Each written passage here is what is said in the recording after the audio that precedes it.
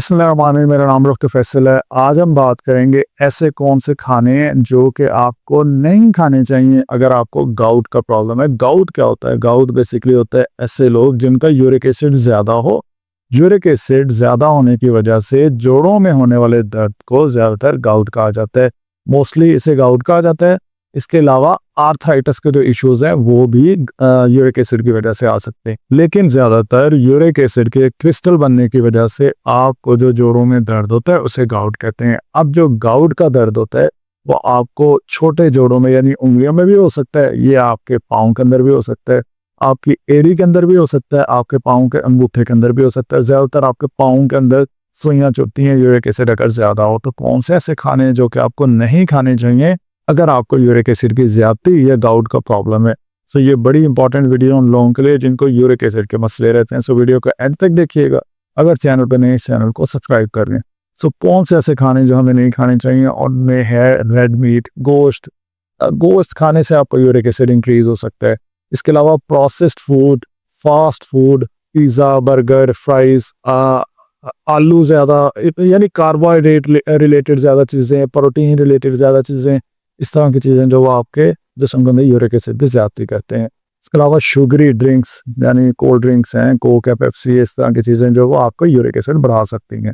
इसके अलावा पालक पालक जो है वो आपके जिस्म के अंदर यूरिक एसिड का लेवल इंक्रीज करता है, जिसकी वजह से गाउट हो सकता है। अच्छा, अक्सर लोग ना जिनका यूरिक एसिड ज़्यादा हुआ हो टेस्ट कराते हैं, यूरिक एसिड ज़्यादा है, यूरिक एसिड की जो दवाइयाँ वो ले लेते हैं, यूरिक एसिड को कम कर लेते हैं, खाने अपने ठीक नहीं करते हैं, यूरिक एसिड फिर से बढ़ जाता है। बस इसी चक्कर में लगे रहते हैं। और एक जो सबसे बड़ी मिस्टेक करते हैं, हम समझते हैं कि यूरिक एसिड एक बहुत बड़ा प्रॉब्लम है। यूरिक एसिड आपके जिस्म के लिए बड़ा ज़रूरी है।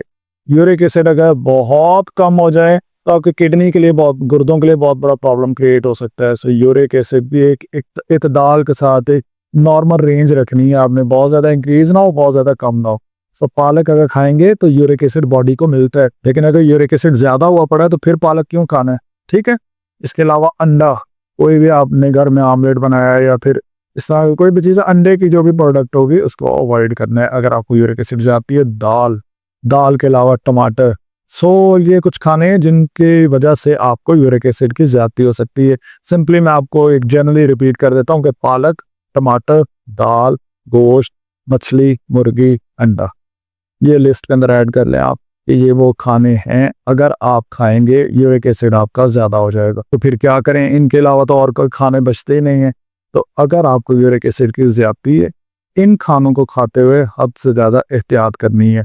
पहले तो ये खाने से अवॉइड करें, लेकिन अगर आप देखते हैं कि यार इनके अलावा तो कोई खाने नहीं बचते, पालक, टमाटर, दाल, गोश्त, मछली, मुर्गी, अंडा, तो आपने जब भी खाना है तो बहुत कम मिकदार में इनको लेना है, लेकिन जब भी खाएं साथ में बहुत ज़्यादा पानी पीना है, ताकि अगर जिस्म में थोड़ा बहुत ज़्यादा यूरिक एसिड बनता भी है तो वो यूरिन के रास्ते, हमारे किडनीज के रास्ते क्लियर हो जाए, हमारे जिस्म से निकल जाए। अगर वो नहीं निकलेगा तो फिर वो क्या होगा? फिर वो इस तरह से ना हमारे जोड़ों के अंदर जाके क्रिस्टल बन के, सुइयां बन के फिर चुभना शुरू हो जाएगा, और इस सुइयां चुभने को जोड़ों के अंदर इसे कहते होते हैं गाउट।